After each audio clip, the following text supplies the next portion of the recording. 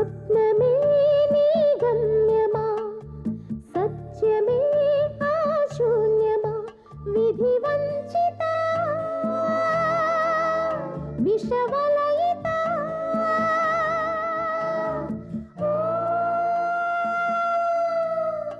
అన్వేషిత అన్వేషిత అన్వేషిత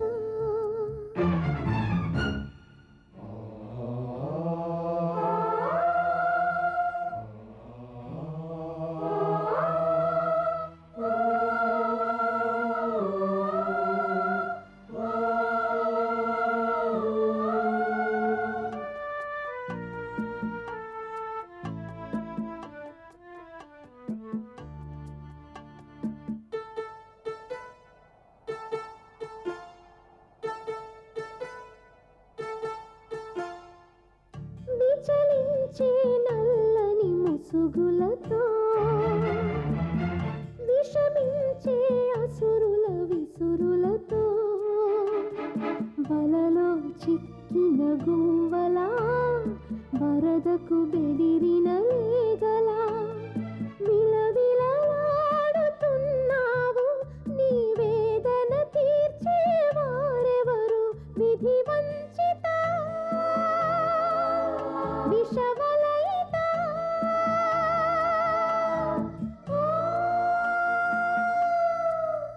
అన్వేషిత అన్వేషిత అన్వేషిత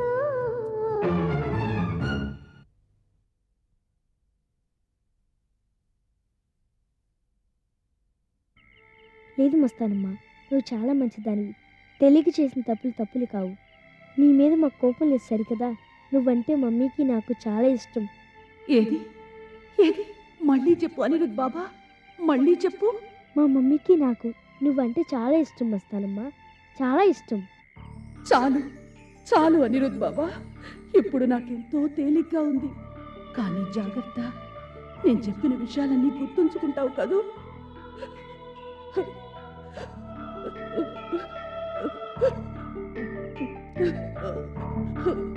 నేను ఇక్కడి నుంచి వెళ్ళిపోవాలి. పిలుస్తున్నారు, మా వాళ్ళందరూ నన్ను రమ్మంటున్నారు. నేను వెళ్ళిపోవాలి అనిరుద్ బాబా, నేను వెళ్తున్నాను, నేను వెళ్తున్నాను, నేను వెళ్తున్నాను అనిరుద్ బాబా, నేను వెళ్తున్నాను. ముస్తరమా ముస్తరమా ముస్తరమా ముస్తరమా ముస్తరమా ముస్తరమా ముస్తరమా ముస్తరమా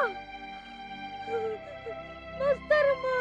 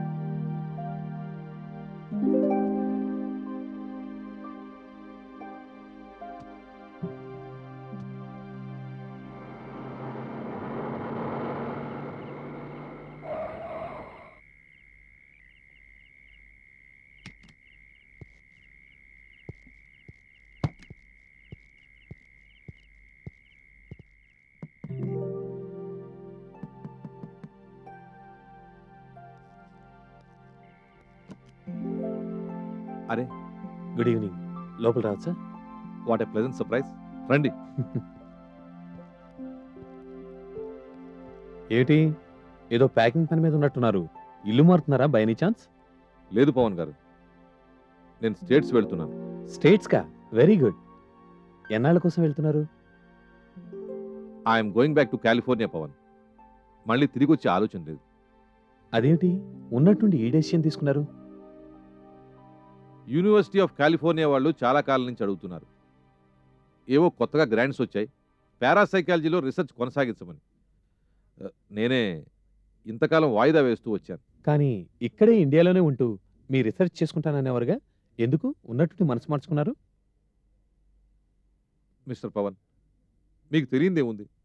పారాసైకాలజీ అంటే పంచేంద్రియాలకు అతీతంగా ఉండే విషయాల గురించి చెప్పే శాస్త్రం. అటువంటి విషయాల గురించి మన దేశంలో చాలా సమాచారం ఉంది.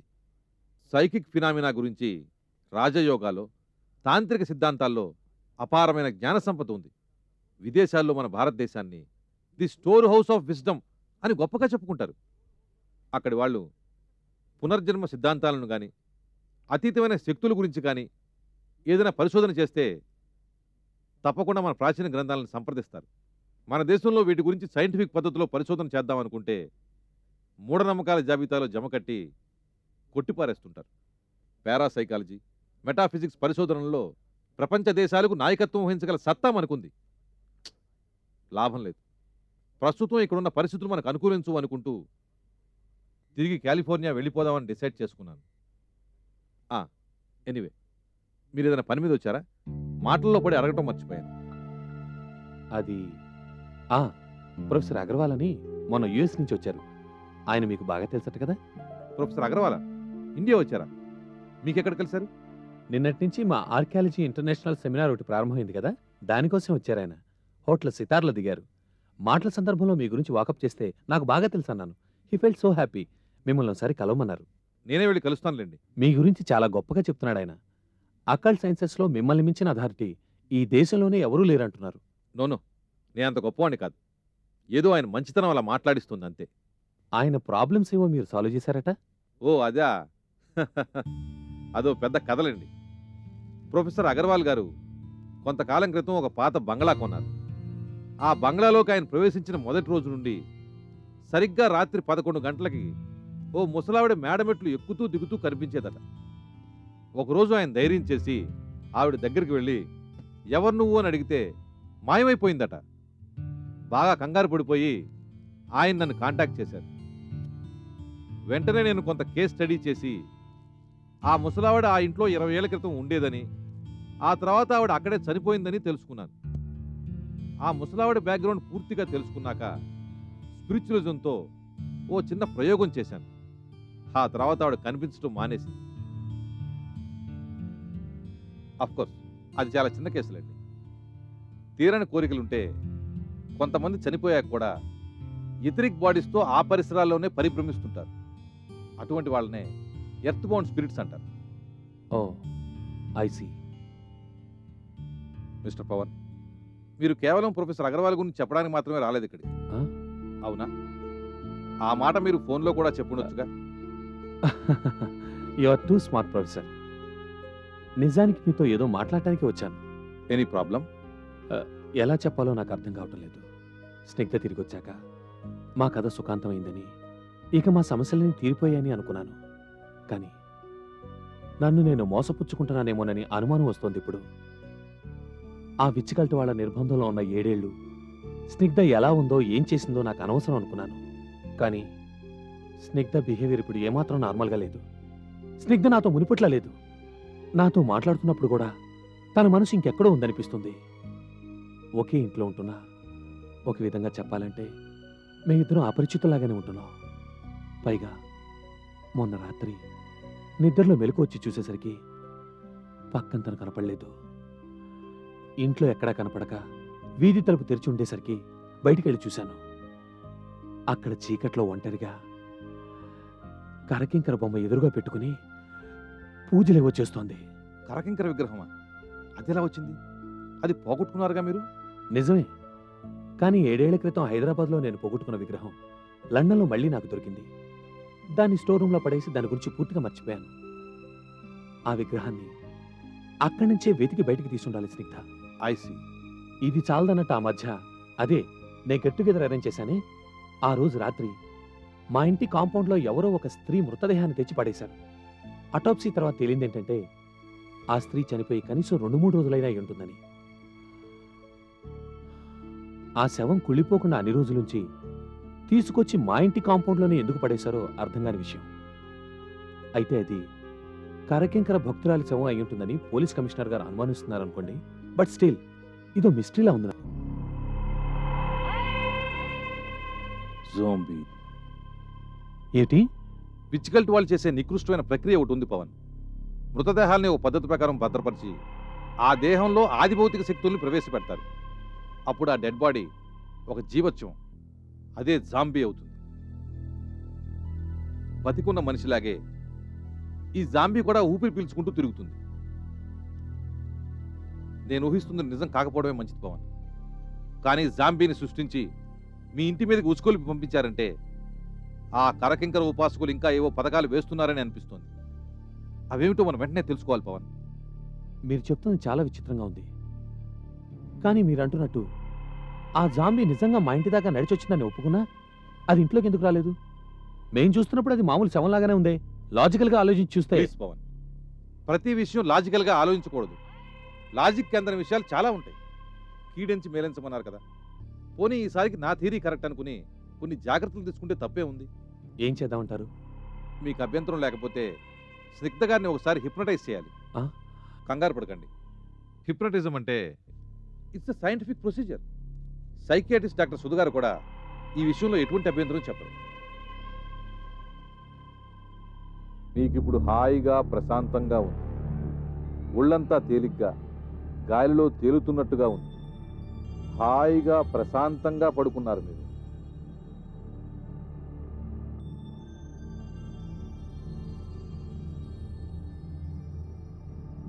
మీ కనురెప్పలు క్రమంగా బరువెక్కుతున్నాయి. క్రమక్రమంగా బరువెక్కుతున్నాయి. మీ కనురెప్పలు బరువుగా మత్తుగా వాలిపోతున్నాయి. నిద్ర నిద్ర నిద్ర వస్తోంది మీకు. కమ్మటి నిద్ర, హాయినిచ్చే నిద్ర. కళ్ళు మూసుకుని హాయిగా నిద్రపోవాలని ఉంది మీకు. హాయిగా, నిశ్చింతగా, ప్రశాంతంగా. మీ కళ్ళు ఇప్పుడు మరింతగా మూసుకుంటున్నాయి. ఆపాలన్నా ఆపలేనంత నిద్ర వస్తోంది మీకు. నేనిప్పుడు 10 నుంచి 1 దాకా లెక్క పెడతాను. 10 నుంచి 1 దాకా లెక్క పెడతాను. నేను ఒక్కొక్క అంకె లెక్క పెడుతుంటే మీరు మరింత గాఢ నిద్రలోకి జారుకుంటారు. హాయినిచ్చే కమ్మటి నిద్ర. 10, 9, 8, 7, 6, 5, 4, 3, 2, 1. ఇప్పుడు మీరు హాయిగా నిద్రపోతున్నారు.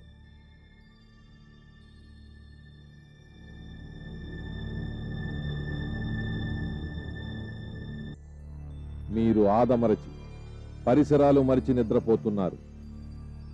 నా కంఠం తప్ప మీకు మరేం వినపట్టం లేదు. నా కంఠం మాత్రమే వినగలుగుతున్నారు మీరు. నేను అడిగే ప్రశ్నలకు మీరు ఇప్పుడు సమాధానం ఇస్తారు. నిద్ర లేవకుండానే ఇలాగే కళ్ళు మూసుకుని పడుకునే జవాబిస్తారు. ఎటువంటి ప్రశ్నకైనా జవాబు చెప్తారు. సిద్ధమేనా? సిద్ధమే. గుడ్. వారం రోజుల క్రితం, అంటే సరిగ్గా ఇవాళకి వారం రోజుల క్రితం ఏం జరిగిందో ఒక్కసారి గుర్తుకు తెచ్చుకోండి.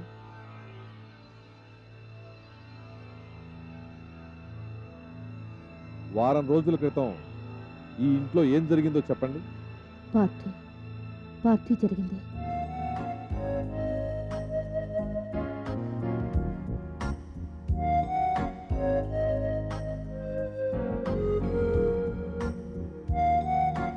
చాలా మంది గెస్ట్లు వచ్చారా?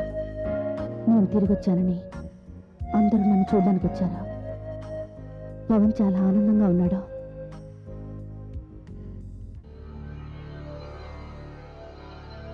అతిథులందరూ వెళ్ళాక ఏం జరిగింది?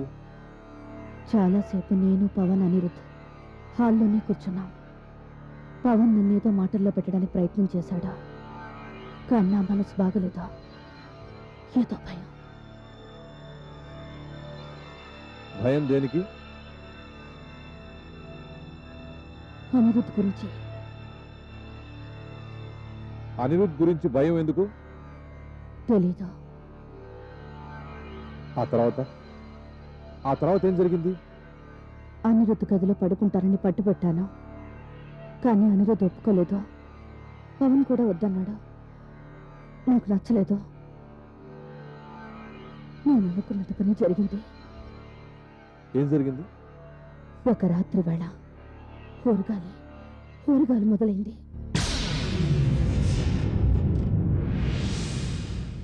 ఆమె వస్తున్నట్టు సంకేతం అందింది. ఎవరందించారు ఆ సంకేతం? కర్ణ పిశాచి చెప్పింది ఆమె వస్తున్నట్టు. అనిరుద్ధ్ రక్తం పీల్చి పిప్పి చేయడానికి.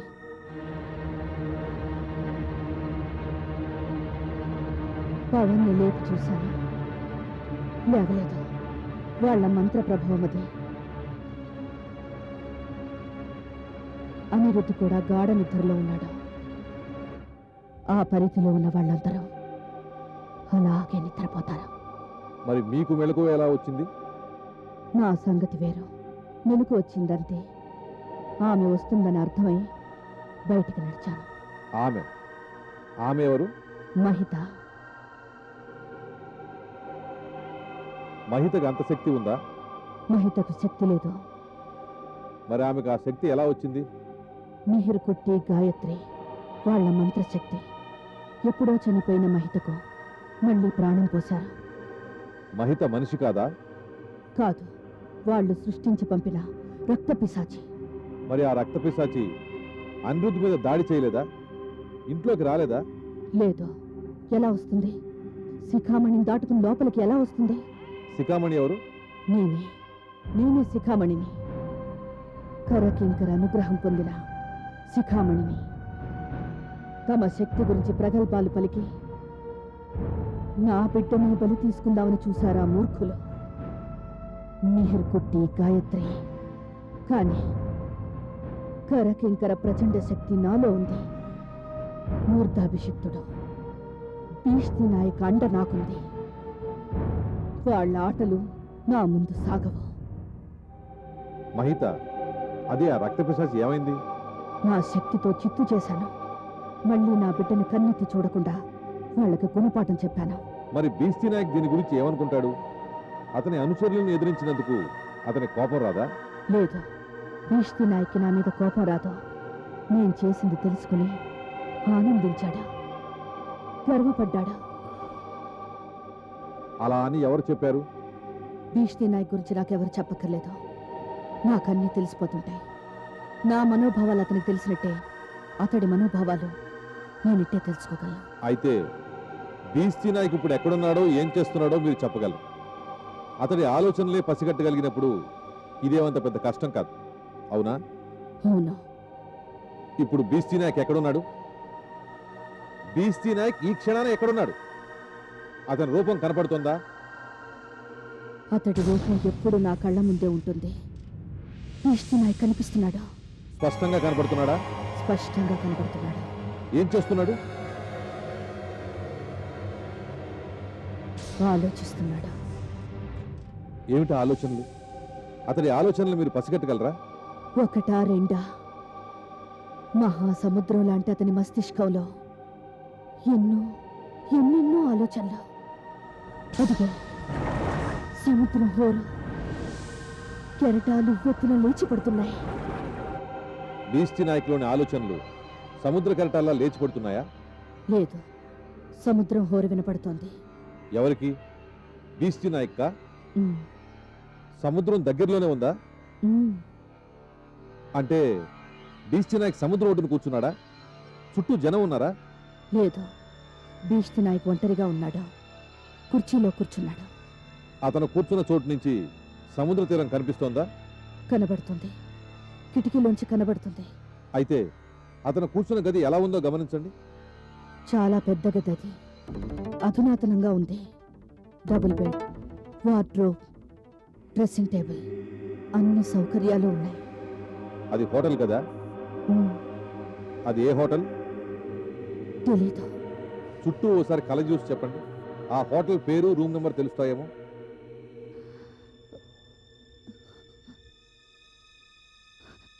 తెలుసుకోలేకపోతున్నాను. ఎవరో గదిలోకి వచ్చారా? ఎవరు? ఎవరది? చూసి చెప్పండి. బట్లర్, హోటల్ బట్లర్ ట్రేలో భోజనం తెచ్చి టేబుల్ మీద పెడుతున్నాడు. ఇంకేమైనా కావాలా అని అడుగుతున్నాడు. ప్యాడ్లోంచి బిల్లు తీసి సంతకం పెట్టమని అడుగుతున్నాడు. సంతకం పెట్టడానికి పెన్ను కూడా ఇస్తున్నాడు. ఇప్పుడు చూడండి, బీస్తి నాయక్ ఆ బిల్లు మీద సంతకం పెడుతున్నప్పుడు పరిశీలనగా ఆ బిల్లు మీద ఏముందో చూడండి. హోటల్ పేరు, రూమ్ నెంబర్ తప్పకుండా ఉంటాయి. చదవండి, ఏముంది అక్కడ? Hotel hotel Sea Rock, Juhu, Bombay. Good. Room number 405. పీష్తి నాకు సంతకం పెడుతున్నాడు.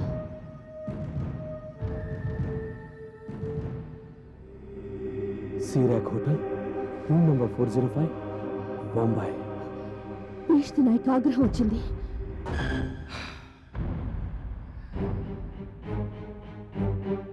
నీ ద్వారా నా జాడ తెలుసుకోవాలనుకుంటున్నాడా ముసలివాడు?